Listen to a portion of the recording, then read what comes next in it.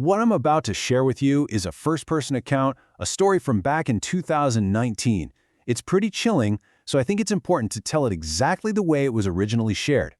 And the person who shared this, well, they are very, very clear about one thing.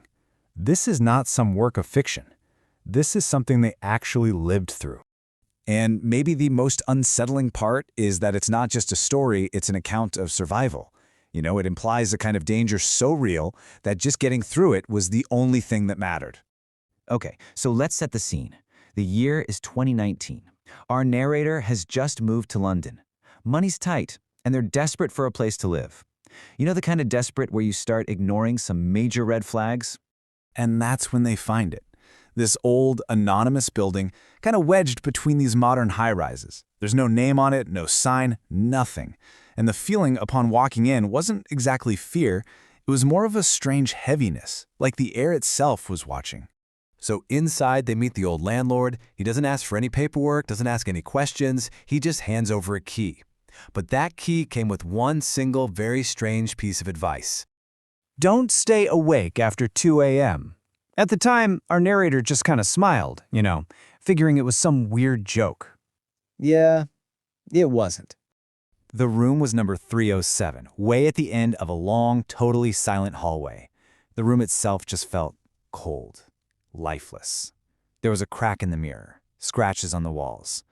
But hey, they were exhausted from the move, and they crashed pretty fast. Until 2:13 in the morning, they just snapped awake. Heart racing, it wasn't a nightmare, it was this distinct, terrifying feeling of being watched. And this is the first detail that's just impossible to explain away.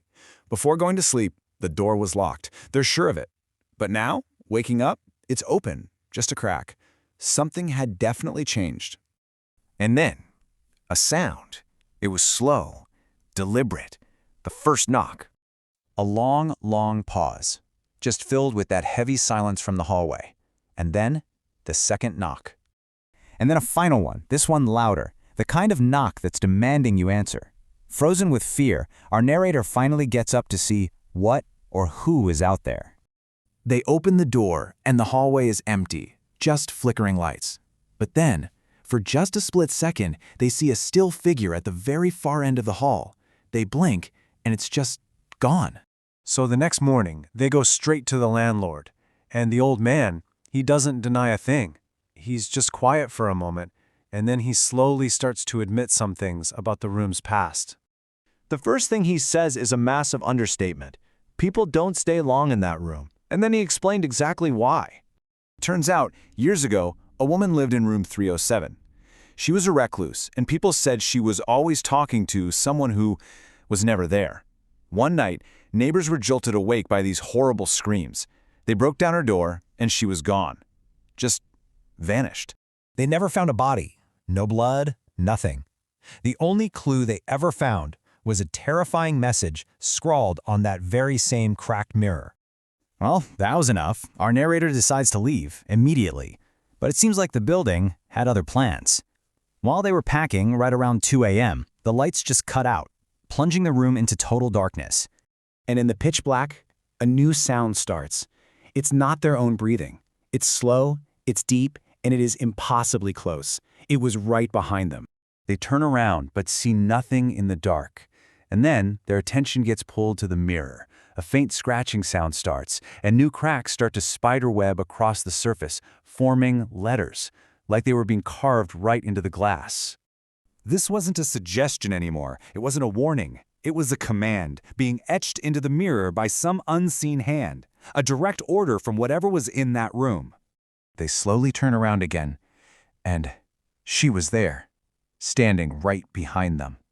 The woman from the story, but her face was twisted, her eyes were just these voids of pure black, and she had a smile that was absolutely not human.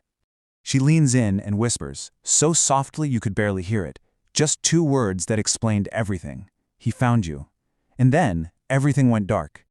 They don't remember what happened next. They just woke up the next morning. The room was empty, the mirror totally clean. They ran, left everything behind, and never, ever looked back. But the story doesn't end there. Because sometimes, late at night, Often right around 2:13 a.m., they still hear it.